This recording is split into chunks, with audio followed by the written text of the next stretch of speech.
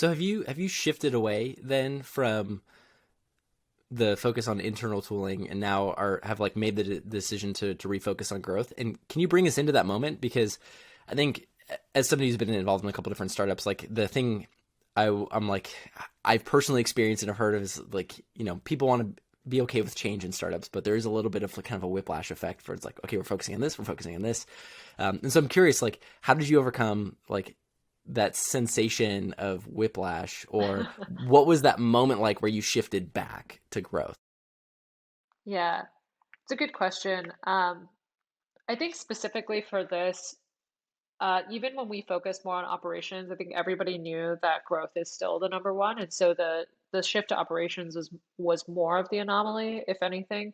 Um, I think that one of the more challenging discussions is like how much do we focus on growth versus retention or engagement, right? Because if you if you think about um, if you think about the fact that you already have thousands of people who are paying you for a product, how much time do you invest in making the experience better for them versus trying to go after a new group of people?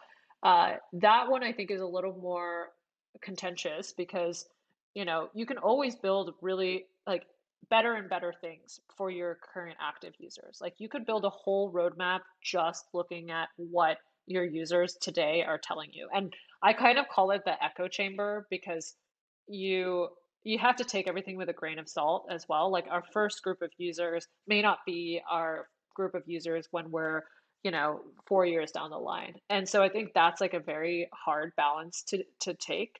Um, I will say that like on the growth focus, like that's always been for me the most important thing that I talk about with people anyways, because of the fact that for a startup, that's the number one metric. Um, and so even when we're refocused again on one of the other levers or whatever the case is, like it's more of an exception than anything.